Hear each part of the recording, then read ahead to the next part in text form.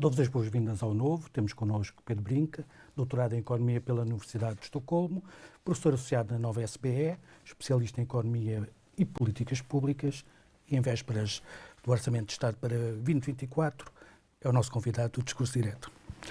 Obrigado. Obrigado, Bill. Seja bem-vindo. Obrigado.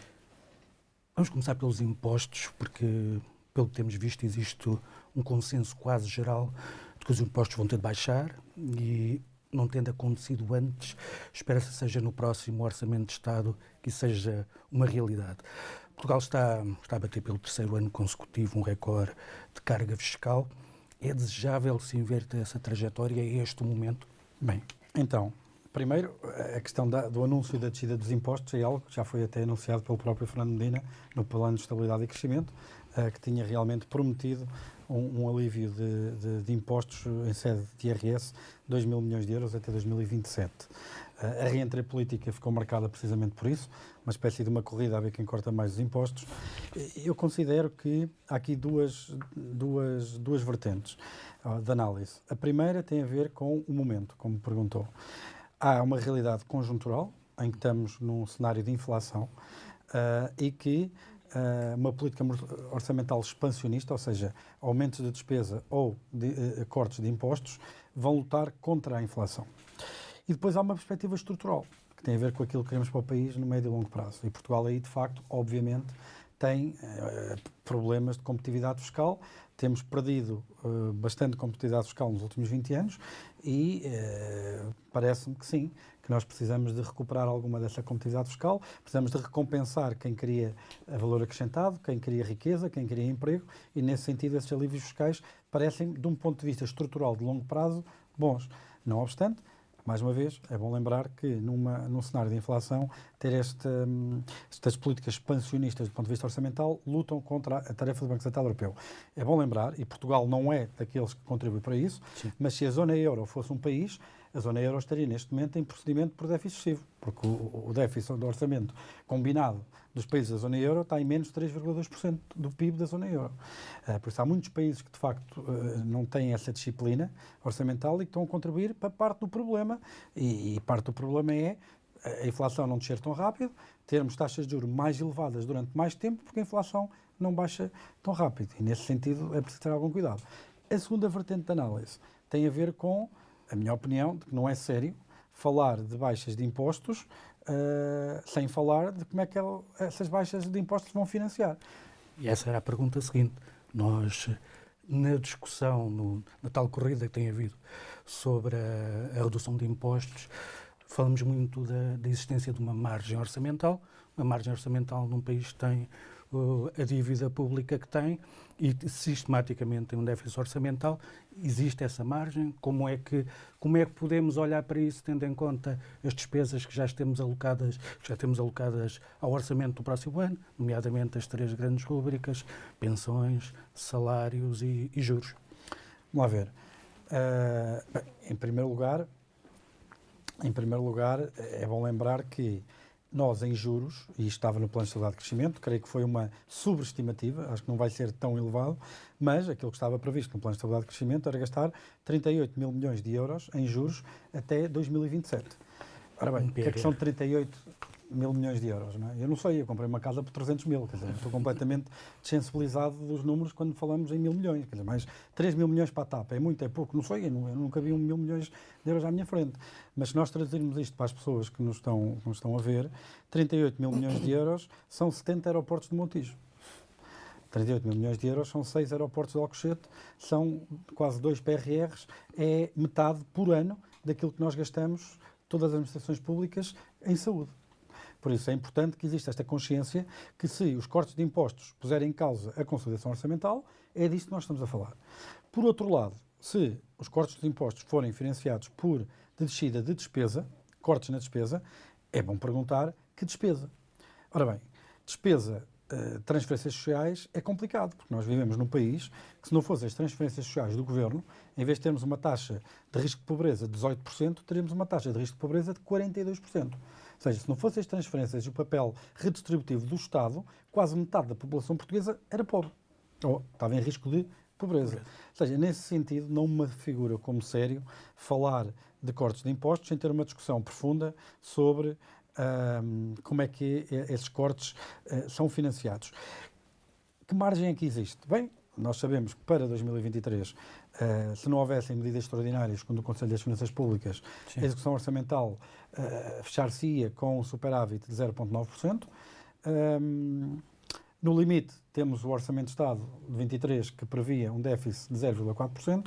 Eu diria que, neste momento, para citar a Helena Garrido, que é uma nossa querida colega economista, neste momento o Fernando Medina terá o déficit que ele quiser, alguns entre estes dois pontos. Já sabemos que não será de certeza 0,9, porque desde o cálculo do Conselho das Finanças Públicas já vimos algumas medidas extraordinárias.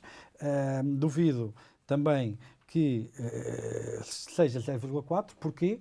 Porque 0,4 déficit, que era o que estava previsto no orçamento. Porquê? Porque se 2022 seguir de guia, e acreditando nas palavras de Medina, que disse publicamente que o Orçamento do Estado era um compromisso com os portugueses, mas que ao mesmo tempo temos uma responsabilidade de executar e de aproveitar os ventos favoráveis para fazer consolidação orçamental, eu diria que a verdade estará alguns no meio. Pessoalmente, numa análise se calhar mais ligeira, acho que Medina não quer escapar à oportunidade de ser o segundo Ministro das Finanças na história da democracia a terminar o exercício fiscal orçamental com um excedente. E, nesse sentido, creio que haverá um excedente, provavelmente diminuto, 0,1, 0,2, mas creio que andar por aí. Mas isto, obviamente, é um palpite, não é? E se António Costa o deixar, não é? Porque ainda recentemente vimos a discussão do IRS, de que os novos salários mínimos iriam pagar IRS, e que ele confirmou, aliás, o Ministro das Finanças, e depois veio o Primeiro-Ministro por cima dizer não, nós ainda vamos mexer nisso. Portanto, há aqui também algum confronto entre a preocupação de Medina em precisamente atingir esses objetivos e a preocupação de António Costa, enquanto líder do Governo, em dar essa resposta social que é cara a este Governo, sabemos disso. Há também uma grande pressão, precisamente nesse sentido, por baixar aquilo que é o IRS, tem sido uma bandeira deste Governo. Não tem sido tão materializada quanto nos querem fazer crer, mas essa é de facto a prioridade que devia estar a ser abordada nesta corte de impostos. Eu acho que é importante olhar para o mix de impostos, o conjunto dos impostos, e perceber de facto quais são, do ponto de vista, por um lado, político, obviamente, mas por outro lado também numa lógica de eficiência económica, quais são os impostos que seriam ideais em termos de mix, não é? Nós, por um lado, por exemplo, na questão do IRC, nós sabemos que em 2000 tínhamos uma carga relativamente média dentro dos países da OCDE, estávamos na metade superior dos países da OCDE, mas, quer dizer, os países que estavam abaixo da média da OCDE eram os países que não faziam parte da Europa, etc., ou uma boa parte deles. Dentro dos países da Europa Ocidental nós estávamos relativamente competitivos. O que é certo é que nos últimos 20 anos esse Ocidente Europeu fez uma forte desvalorização fiscal que Portugal não acompanhou. Estamos a falar em taxa efetiva. Pronto, então vamos à questão da taxa nominal efetiva. Estamos a falar da taxa nominal máxima, estamos a falar dos 31%. Sim. O que é que acontece?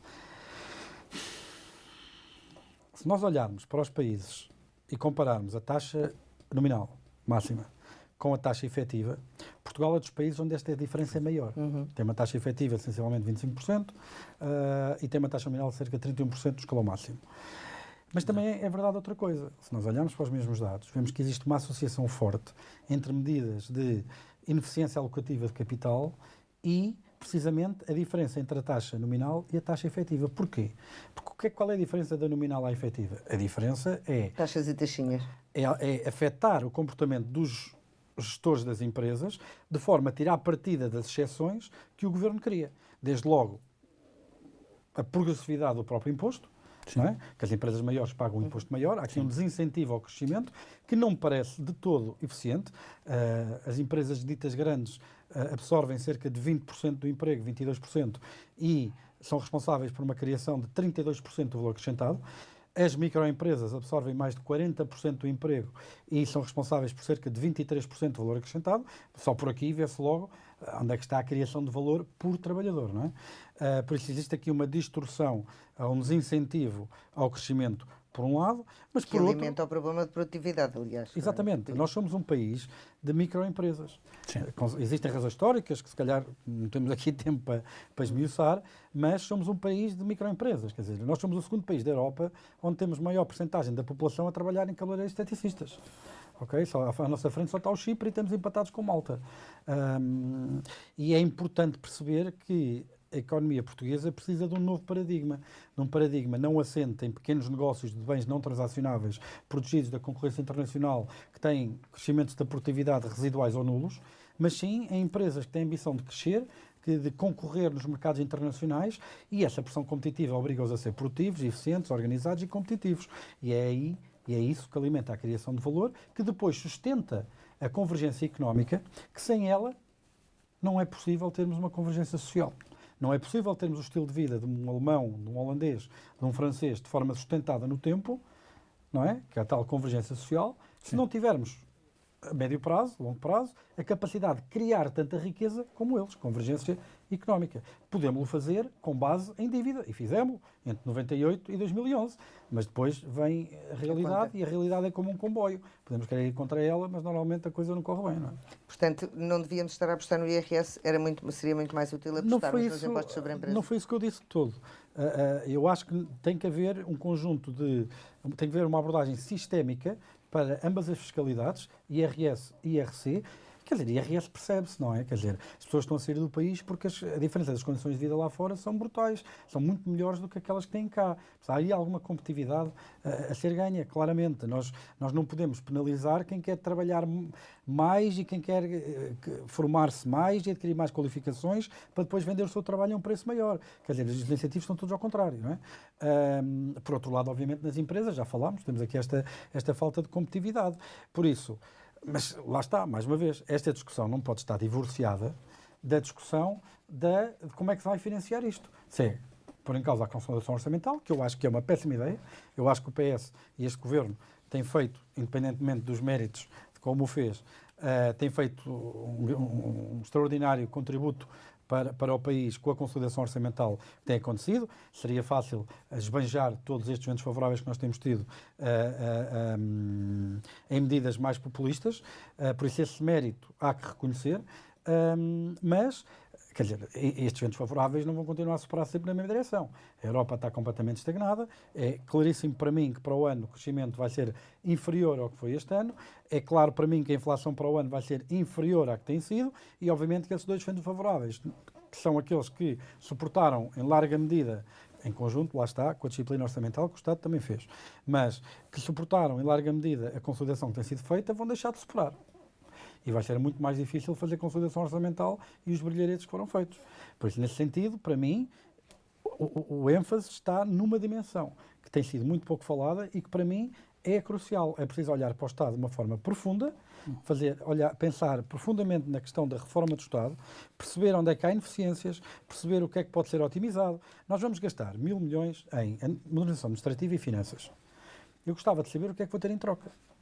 E perdoem-me agora um bocadinho também a provocação, eu acho que os mídias também têm muito esta culpa, porque aquilo que eu vejo nas Paragonas são 1.000 milhões para modernização administrativa e finanças. Ok, mas para mim, tão ou mais importante é saber o que é que vamos receber em troca. Qualquer investimento, obviamente que aquilo que nós gastamos é importante. E medir a seguir, não é? Eu quero saber o que é que vou receber. E para mim, isto é crucial, uma monitorização, indicadores de performance.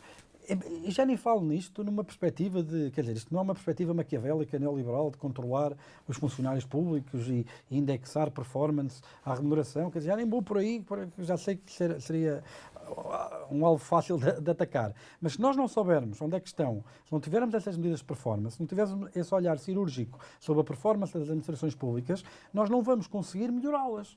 E eu devo reconhecer um impulso reformista muito forte, muito positivo, que realmente deu um salto qualitativo na administração pública para o país e que foi liderado também por um governo PS, e que foi liderado pela professora Maria Manuela Leitão Marques, na altura foi nomeada secretária de Estado da Unidade Coordenadora de Organização Administrativa, e que, quer dizer, pelo menos, se calhar, apenas do ponto de vista comunicacional, mas quer dizer que eu acho que desde que ela saiu não tem tido o mesmo ímpeto. Ou pelo menos aquilo que fizeram do ponto de vista comunicacional não tem chegado da mesma maneira. Pelo menos acho que isso é justo dizê-lo. E eu acho que é importante ter esta lógica de reforma do Estado para perceber se é possível fazer o mesmo com menos.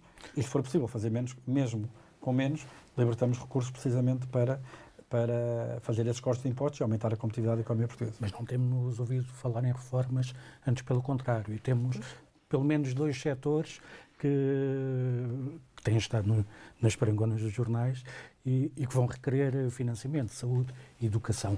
Como é que se compatibiliza isto quando olhamos para 2024 e a seguir? Nós estamos a falar muito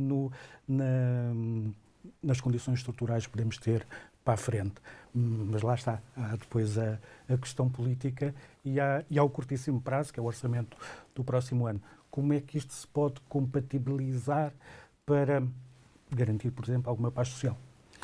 A paz social é um tema importante e há uma coisa que me preocupa, como economista, naturalmente, que a minha área também de investigação passa um pouco por aí, mas principalmente como cidadão. Nós quando olhamos para a Europa, principalmente nos segmentos que criam mais valor acrescentado, que é nesses que nós queremos estar, nós temos 2 paradigmas de estruturas fiscais.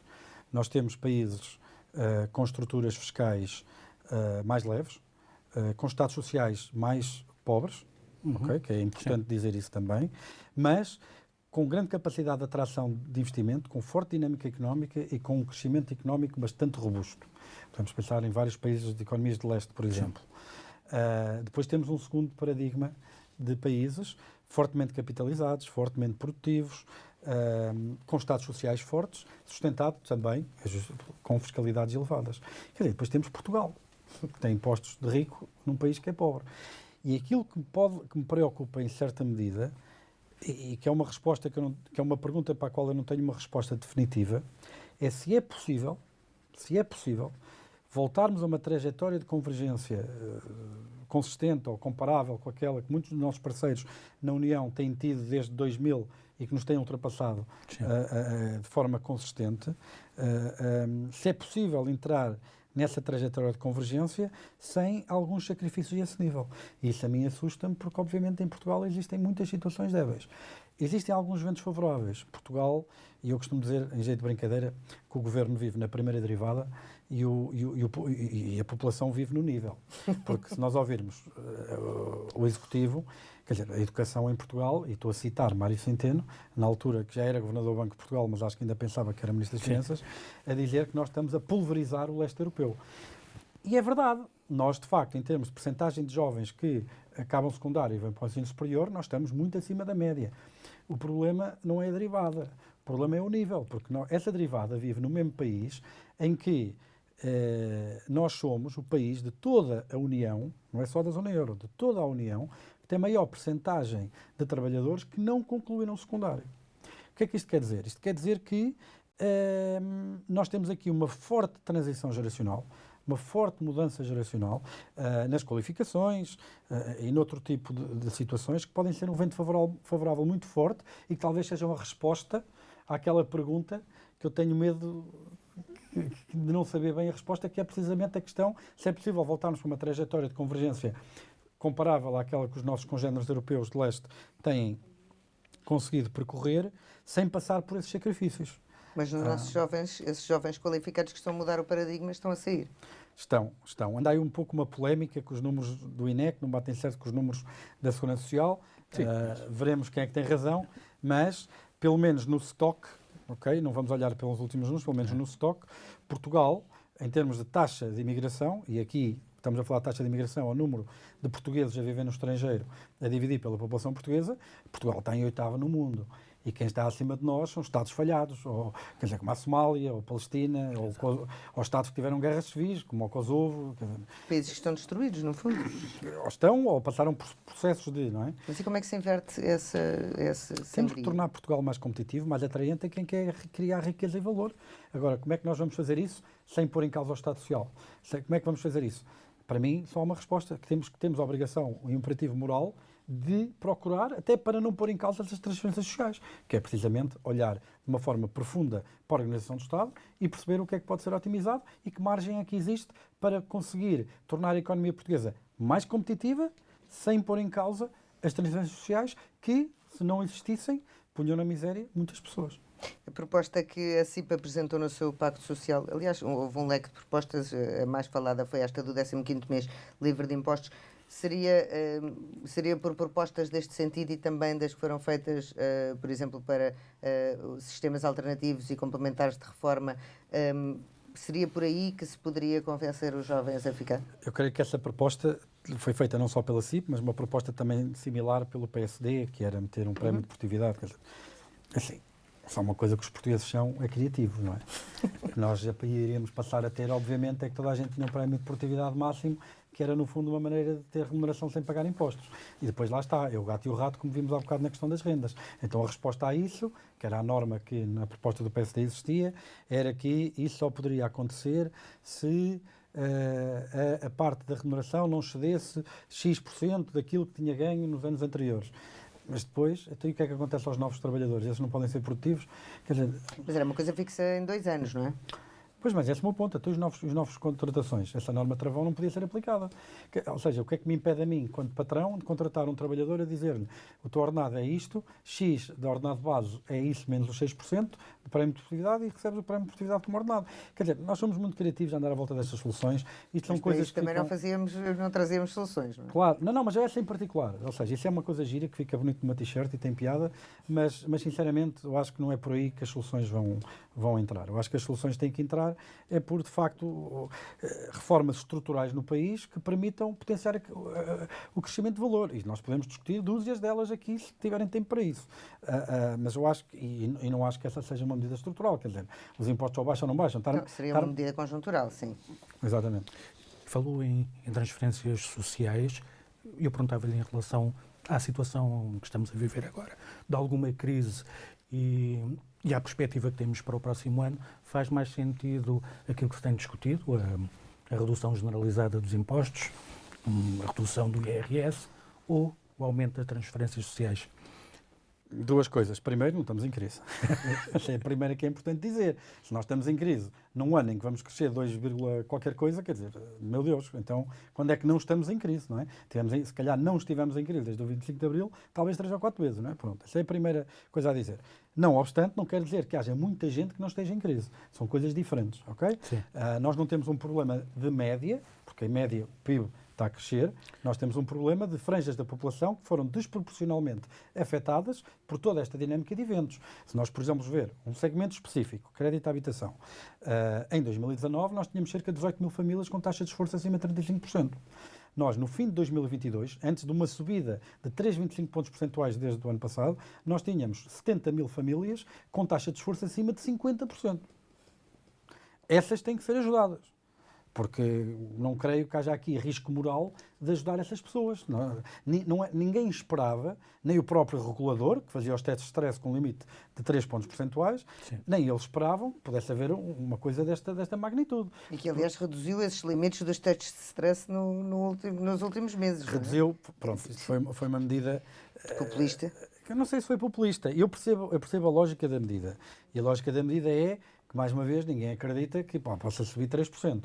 E se nós vamos ver e limitarmos os empréstimos a quem quer comprar casa agora, que a taxa de esforço não ultrapasse os 50% ou os 35%, com 3% em cima disto, eu, para vos dar uma sensação quantitativa do que é que isso quer dizer, em fevereiro de 2022, quem fizesse um empréstimo para comprar uma casa de 300 mil euros pagava uma prestação de 900. Quem fizer, neste momento, está a pagar uma prestação do dobro. Mas não é essa a comparação relevante para aquilo que estamos aqui a falar. A comparação relevante é os mesmos 900 euros, quanto é que conseguem financiar? E é menos de metade. Ou seja, imagine pôr 3% em cima disso.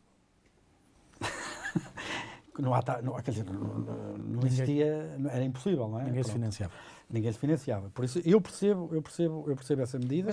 Mas não é porque não existem, de facto, condições de rendimentos das pessoas para que elas tenham acesso a um crédito de uma maneira saudável? Há uma coisa que aí me preocupa bastante, indo diretamente à sua pergunta.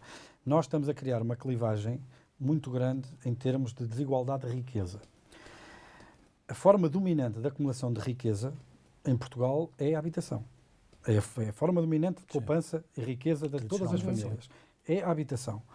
E com os critérios de macroprudencial e com esses limites, aquilo que nós estamos a excluir é uma boa parte da população de aceder a essa escalada na constituição de riqueza. Ficam bloqueados no mercado de arrendamento. Vamos ver, o mercado de arrendamento tem que existir. Há pessoas cujas circunstâncias de vida, porque são jovens, porque têm alguma incerteza laboral, porque vão estar na cidade há algum tempo, porque ainda não têm família constituída, faz sentido que possam arrendar. Ou porque queiram. As pessoas não são todos obrigados a comprar casa, não é? Mas é importante que quem tenha condições, quem tenha estabilidade no emprego, quem tenha rendimentos e tenha vontade, que o possa fazer. Aliás, eu até vou mais longe, até, por acaso aqui até estou a fazer um elogio a um concorrente vosso, que disse que, quer dizer, é inacreditável vivermos num país em que ter trabalho pode não ser suficiente para não viver na miséria.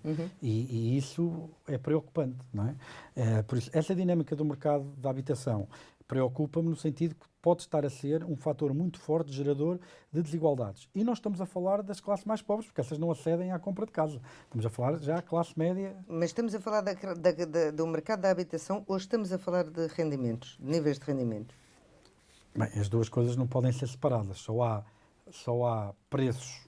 As casas só se vendem se as pessoas tiverem disponibilidade financeira para as comprar, não é? Mas se nós dissermos que as pessoas não têm capacidade de aceder ao crédito, mais uma vez, essa franja não tem capacidade para aceder ao crédito, não tem capacidade, muito menos, para comprar a casa com meios próprios, não tem capacidade para pagar uma renda, não tem capacidade para pagar todas as despesas do mês, não tem capacidade para pagar um seguro de saúde, não tem se calhar o problema não é do mercado da habitação, do mercado dos seguros, do mercado de arrendamento, mas sim dos salários, não é? Também, obviamente, vamos lá ver, os salários em Portugal não valem uma Mérida. Perdão a brincadeira. Não valem uma Mérida. E eu vou-lhe explicar porquê. O nível salarial da cidade, o maior nível salarial de uma cidade em Portugal é em Lisboa. E é inferior ao nível salarial mais baixo de uma cidade em Espanha, que é Mérida. Por isso, só por aí nós percebemos, de facto, que somos um país pobre, em média, e que, obviamente, que é complicado. Na questão da habitação, especificamente, é bom lembrar que nós podemos ter aqui um problema em que construir para o segmento médio-baixo, ou médio até, pode não ser a opção mais atraente do ponto de vista financeiro para os promotores. Não é? E enquanto houver procura que sustente o segmento de classe média alta e alta, obviamente que muitos dos recursos são desviados para aí. E pronto, e daí que eu creio que existe agora um movimento forte de resposta das políticas públicas à criação de uma oferta pública de habitação. Agora, não deixa de ser irónico... A questão seguinte era exatamente essa. Então, é aí que as políticas públicas têm de intervir. Como é que podem intervir? Primeiro, através da criação da oferta. Se é uma falha de mercado, vamos lá ver, o setor ficou muito fragilizado após a grande recessão, não é? Não só foi uma crise do setor imobiliário, uma grande desvalorização do imobiliário, que afastou muitas pessoas, algumas até foram, umas empresas de construção terão ido à falência, mas o próprio Estado continuou um conjunto de programas de subsidiação de rendas, etc. Foi um choque brutal. E ao mesmo tempo... 17 casas por ano. Era essa estatística que eu ia, que já me estragou a próxima frase. E é precisamente isso, que é, o próprio Estado deixou de construir. Entre 2000 e 2010 eram 930 fogos, entre 2010 e 2020 foram precisamente esses 17 no município de Lisboa, no período em que esteve lá António Costa e Fernando Medina. Pronto. É importante e é justo também lembrá-lo que boa parte da construção que ainda foi dos anos anteriores tinha a ver com o programa de acabar com as barracas no município de Lisboa. E isso explica uma boa parte dessa criação de fogos e, eventualmente, tivemos sucesso, acabamos com as barracas e, quer dizer, não vamos continuar a construir habitação para barracas que já não existem, não é? Pronto. Por isso, parte disso tem essa desculpa, não é? Entre aspas. E também passámos por um período complicado em termos de consolidação orçamental, controle das contas públicas, tudo isso. Mas, esquecendo o passado e olhando para o futuro, claramente que, tendo 2% do parque habitacional público, obviamente que há aqui uma margem importante que o Governo pode fazer. Mas nem que o Governo gastasse todo o dinheiro do PRR, e agora estou a citar um colega meu, gastasse todo o dinheiro do PRR em habitação pública, nem assim nós conseguimos provavelmente resolver o problema. Depois vêm números de, nós temos 750 mil casas desocupadas, o problema não é de não haver casas. Só eu tenho 2 ou 3 casas. Só que uma fica no Pá Barreiro, que é um pinhal que fica lá atrás na Gozela Santa Combadão. Quer dizer, provavelmente não é uma grande resposta para quem precisa de viver em Lisboa para trabalhar em Lisboa, não é? Nós tivemos um movimento muito acentuado de imigração do interior para o litoral, que faz com que boa parte desta oferta que é descrita, obviamente não tenha qualquer relevância para as soluções que as pessoas precisam. E essas soluções estão principalmente nos grandes centros urbanos. Não é uma questão apenas limitada a Lisboa e Porto, mas é muito explicada por Lisboa e Porto. Exatamente. O debate tem sido muito centrado no IRS e na questão da descida do imposto e muito nestes casos, como por exemplo o mercado da habitação, que é um daqueles em que se esperam algumas respostas na proposta de orçamento. Olhando para as empresas, e nós já olhamos um pouco para as empresas, o que é que podemos esperar para o tempo mais próximo? O que é que podemos esperar para a proposta de orçamento de Estado que incentive a resolver alguns daqueles problemas que nós já falámos aqui? Das empresas? Do lado das empresas. Eu não sei, eu não faço parte do Executivo. Custa muito antecipar que medidas é que poderão vir aí. Eu sei que medidas gostaria. Eu gostaria, por exemplo, de resolver o problema dos atrasos na Justiça. Nós fizemos um grande caminho na parte do civil, fizemos um grande caminho na parte do criminal, mas no administrativo ou fiscal continua a ser uma catástrofe. Nós tivemos a Presidente do Supremo Tribunal de Direito Administrativo e Fiscal o ano passado, há cerca de um ano e meio, em fevereiro do ano passado, se não estou a erro, a dizer que, acho que não estou a citar mal, que a autoridade tributária usava a morosidade dos tribunais contra os contribuintes, quer dizer, ou algo que parecesse. O tempo médio dos dias, o disposition time, que é uma métrica que calcula a morosidade do tempo judicial, quer dizer, era o triplo ou quádruplo da média comunitária, até há pouco tempo. Os meus números podem estar um bocado desatualizados, são para aí de 2019, talvez. Pronto, mas acho que nada, desde 2019, acho que nada mudou de forma fundamental. Por isso, essa definitivamente é uma dimensão e que afeta de forma de sobremaneira as empresas, não é? Qualquer diferente que uma empresa tenha com a autoridade tributária é para arquivar e um dia pensa-se nisso, não é? Essa era uma. Outra que eu gostava de ver mudada, por exemplo, é nós percebermos que somos um país que tem uma geografia privilegiada, somos a porta da Europa para o Atlântico, estamos em 8º lugar no índice de conectividade de rotas, de número de rotas do Banco Mundial, no índice de desempenho logístico do Banco Mundial, mas depois na performance das alfândegas ou nas infraestruturas aeroportuárias estamos em 33º ou 30º, não é? É tudo desviado para Espanha, Holanda, etc. Quer dizer, ou seja, nós nem daquilo que temos uma vantagem natural competitiva temos sido capazes de mudar. Pagamentos e atrasos. Portugal não é só campeão europeu de futebol. Portugal é campeão europeu dos atrasos nos pagamentos. Sim. E nas consequências que esses atrasos de pagamento têm para as tesourarias das empresas. E quem é o maior prevaricador? O Estado. Não é?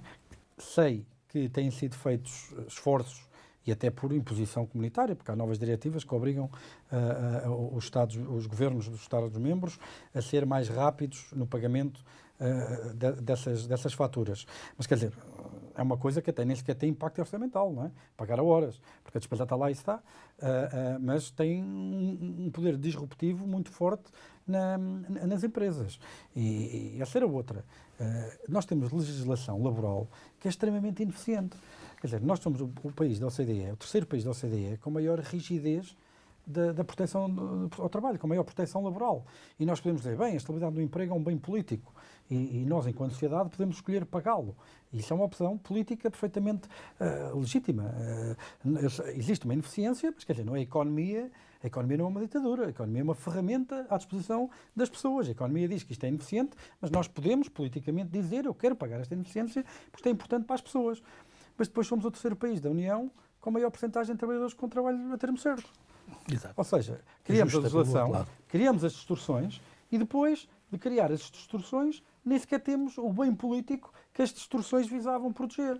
Quer dizer, tudo isto E não temos acontece. progressividade salarial que justifique depois esse emprego e etc. E por aí fora, não é? Não se compensa os melhores trabalhadores e, portanto, acaba por se criar esta... Há incentivos perversos e, nesse sentido, havia aqui larga margem para fazer muita coisa que eu gostaria que fosse feita, reformas estruturais, que melhorassem o ambiente económico, que melhorassem a capacidade, a tratabilidade do país e a capacidade do país em criar riqueza.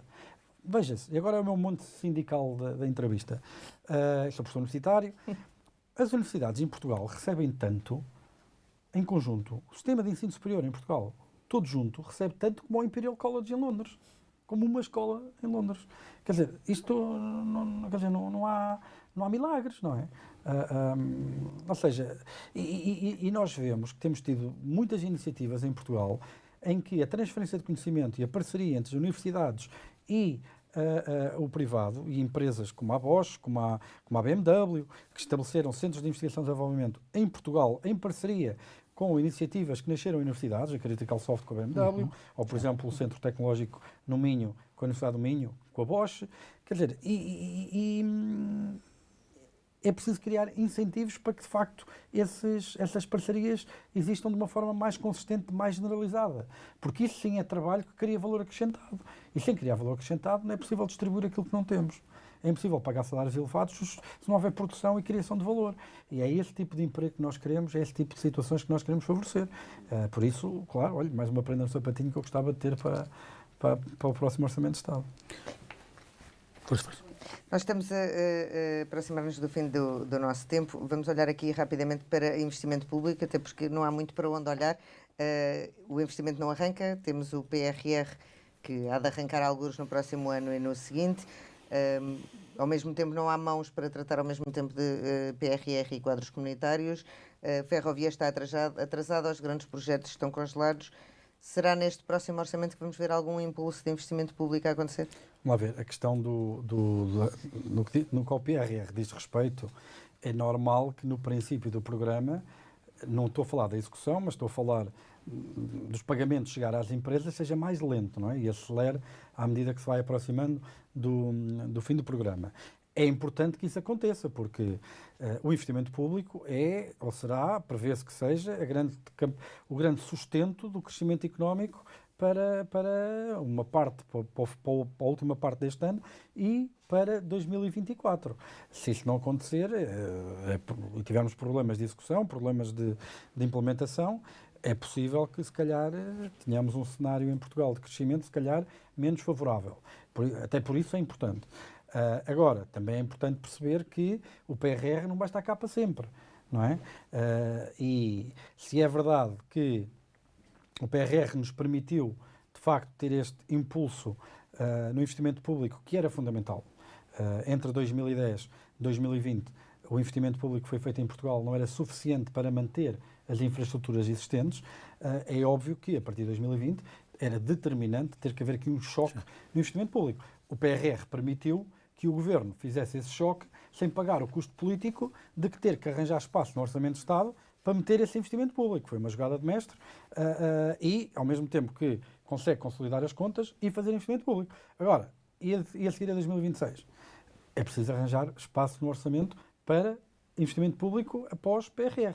E aí também tenho que cumprimentar Fernando Medina, que recentemente veio alertar precisamente para isso, publicamente.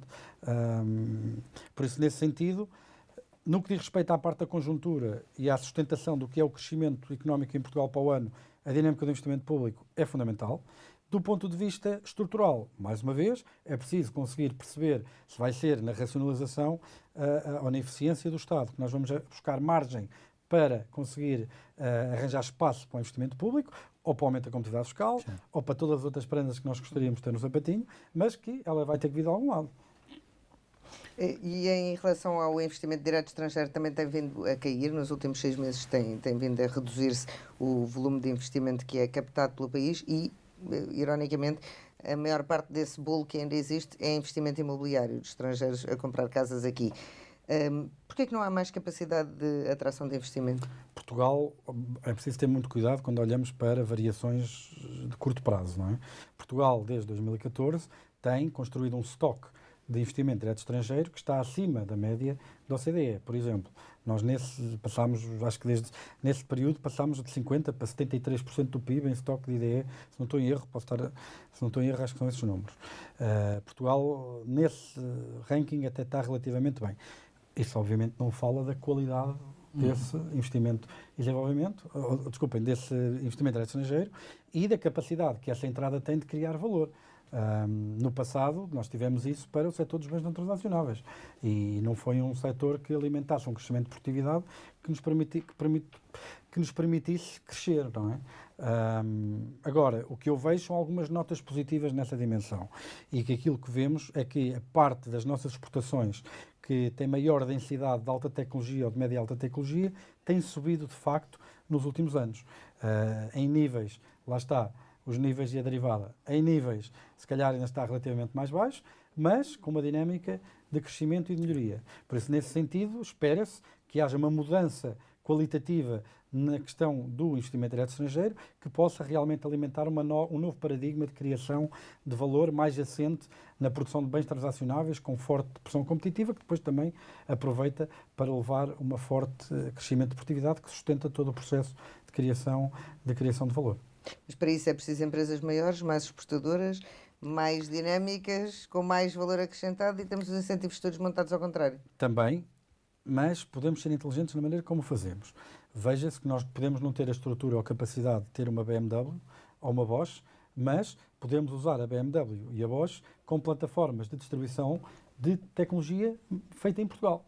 Se nós criamos tecnologia para os automóveis da BMW, qualquer pessoa que guie um BMW no mundo inteiro está a conduzi-lo com tecnologia portuguesa que nós exportamos, não é? De alto valor acrescentado. A mesma coisa para as varinhas mágicas ou os frigoríficos. Há alguns na Patagónia, alguém há de ter um frigorífico que se desliga automaticamente se a porta estiver aberta mais do que 2 minutos. Quem criou aquilo ou programou aquilo terá sido eventualmente algum trabalhador do Centro de Investigação Colaborativo entre a Bosch e a Universidade do Minho. Por isso, nesse sentido, há aqui... Não há uma fatalidade de nós não conseguirmos criar essas multinacionais com essa dimensão. Nós podemos integrar as cadeias... Mas eu não estou a falar em multinacionais, eu estou a falar em grandes empresas. Mais de 250 trabalhadores. Pois, quer dizer... A nível europeu, que aliás vai aumentar agora, não é? Sim, eu creio que nós temos que fazer um salto de um paradigma em que o grosso do emprego, nós não podemos ter tanto emprego em microempresas de serviços sem qualquer ambição de crescimento ou densidade tecnológica ou com foco crescimento da produtividade. Podemos ter, de facto, empresas que são pequenas, porque uma empresa grande já foi pequena, nenhuma empresa nasce grande, mas temos que ser muito afirmativos em dar condições às empresas para crescerem e serem ambiciosas. E creio que esse caminho poderá estar a ser seguido, se calhar mais lento que aquilo que seria desejável, mas existe a esperança e a esperança última a morrer. E, para terminarmos e olhando para a frente, falou no caso do crescimento, do abrandamento. Era normal o que aconteceu do ano passado para este ano, mas a expectativa é de arrefecimento do ritmo de expansão. Por outro lado, a inflação já não terá o mesmo ímpeto que nós julgamos agora que terá. Que riscos, olhando para o próximo ano, que riscos é que nós podemos antever para a evolução da economia? Com o que é que nós vamos ter que lidar? Para mim, o maior medo que eu tenho é a questão do desemprego. Tudo isto, cortar impostos, tudo isto está na mesa porque o desemprego não disparou e está em mínimos históricos. Sim. Se o desemprego dispara, cai a receita, porque aquelas pessoas já não estão a criar riqueza e não estão a pagar impostos, e por outro lado aumenta a despesa. E entram os estabilizadores automáticos. E todo este excedente e todo este clima positivo de contas públicas desaparece num instante. Por isso, para mim a maior ameaça é alguma recessão que possa acontecer na zona euro.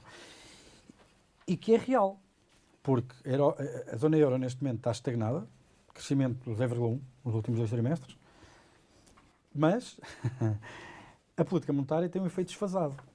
Exatamente. Tem um efeito desfasado, que a maior parte dos economistas concordarão que andará entre os 12 e os 18 meses. Ora, os 12 e 18 meses do impacto das subidas de taxa de juros ainda se vão dar pelo menos nos próximos 12 meses.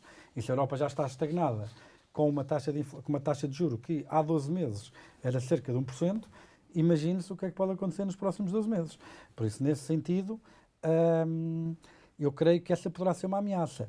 É uma ameaça calculada, ou melhor, é um perigo calculado. E isto vem da doutrina Powell dos Estados Unidos, que foi quem disse que nós preferimos errar por excesso e sermos demasiado restritivos com as políticas e criarmos uma recessão, porque temos ferramentas que rapidamente tiramos a economia da recessão, ou, acredita ele, do que correr o risco de errar por defeito, ter uma desancoragem das expectativas e depois ser muito mais difícil controlar a inflação e ter que ser muito mais restritivo.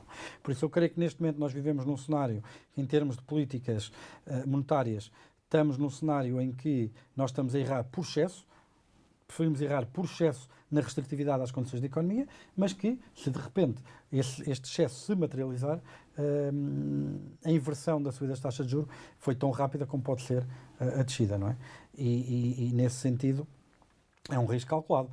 Agora, se existir destruição de emprego e se existir destruição de empresas, a coisa não se resolve assim tão rápido como eles querem, não é? A grande diferença da crise do Covid para a crise de 2008 não foi a magnitude, que o PIB num trimestre até caiu mais do que na grande recessão, não é? A grande diferença foi na capacidade que as políticas públicas tiveram. Bem, primeiro, ser uma crise sanitária e não ser uma crise económica, não é? Tínhamos um setor financeiro sobredimensionado, tínhamos um setor de construção sobredimensionado, balanços de bancos que ninguém sabia muito bem o que é que ali estava, instalou-se ali um bocado de pânico, e houve uma corrida aos bancos e aquilo rebentou tudo, não é? E houve ali um processo lento e doloroso de reajuste intersetorial, que houve muita destruição de emprego, muita destruição de empresas e, obviamente, é tudo capital organizacional, capital de conhecimento, capital de práticas comerciais, que é destruído e precisa de ser reconstruído. Nós agora não tivemos isso, nós temos uma crise sanitária. Um chinês comeu um morcego mal passado e de repente está toda a gente doente, não é? Era óbvio que quando a economia deixasse de estar restringida pelas medidas de controle sanitário, que a economia iria recuperar de forma muito rápida. Por isso, nesse sentido, se o próximo ciclo, a próxima recessão, se quisermos, se vier a acontecer, se conseguirmos mais uma vez evitar, formos rápidos a agir e conseguimos evitar a destruição de emprego e de empresas, creio que o dano será relativamente controlado e essa maior ameaça que nós temos dos efeitos desfasados da política monetária, que se podem manifestar em toda a sua força durante 2024, podem não se concretizar. E a que nível é que estarão os juros então no próximo ano?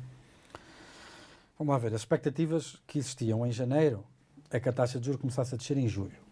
Depois, em fevereiro, saíram os números da inflação em Espanha e em França e entrou toda a gente em pânico e então descidas de juros, não antes de setembro, não é?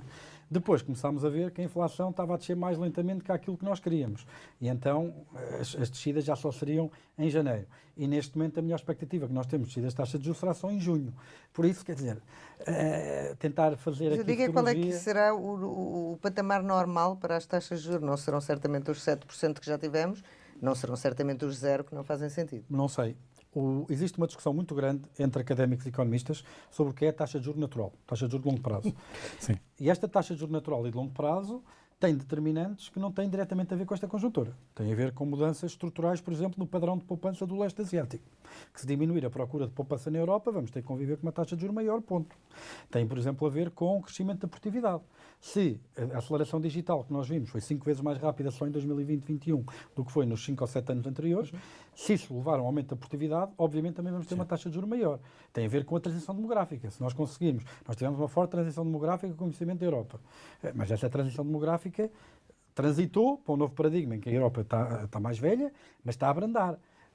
E abrandando a transição demográfica também pode subir a taxa de juros natural de longo prazo, porque o que nós tivemos agora foi um desequilíbrio muito grande entre pessoas acima dos 45 e pessoas abaixo dos 45. Acima dos 45 tem dinheiro para emprestar, abaixo dos 45 querem pedir emprestado, se há poucas pessoas a pedir dinheiro emprestado e há muita gente a querer emprestá-lo, obviamente a taxa de juros baixa, não é? Essa transição que vinha desde os anos 80, os boomers, etc., parece ter abrandado e a Europa está a acordar para um conjunto de políticas que incluem opções muito importantes e que vão estar na agenda na área da imigração, que podem inverter essa estrutura. E aí, obviamente, vai ter consequências para a taxa de juros natural. O que eu lhe posso dizer é que Truman, o presidente americano, costumava dizer que o sonho dele era ter um conselheiro económico que fosse maneta. Porque sempre que perguntava o que é que ia acontecer, o economista dizia que on one hand this happens, on the other hand that happens. Eu, para honrar as boas tradições dos economistas, posso lhe dizer que, por um lado, na taxa de juros natural há um conjunto de ventos que sugerem que ela pode ter subido. Ricardo Reis já fez vários, meu colega Ricardo, Sim. já fez vários textos a defender que, de facto, a taxa de juros natural de longo prazo poderá ter subido. E se isso é verdade, significa que as atuais políticas de taxas de juros do Banco Central Europeu podem não ser suficientemente restritivas para trazer a inflação abaixo tão rápido, porque é a diferença entre a taxa de juros natural e a taxa de juros nominal do Banco Central que nos dão a medida do grau de restritividade que esta política está a ter na economia, poderá significar que vamos ter inflação mais lenta a descer e se calhar só teremos inflação nos 2% ou 25% ou 26% por volta dessa altura e teremos taxas de juros mais elevadas até lá. Se não for o caso, e, por exemplo, o Federal Open Market Committee dos Estados Unidos continua a estimar a taxa de juros natural nos Estados Unidos perto de 0%. Se essa for realmente a realidade, aquilo que poderemos esperar é que haja realmente uma quebra muito acentuada da inflação no próximo ano e que, de facto, 2024, não digo 2024, mas que 2025 ou 2026 podem ser iguais a 2019. Portanto, é esperar para ver. Muito obrigada, Pedro Brinca, por ter estado connosco, ter sido nosso convidado nesta semana.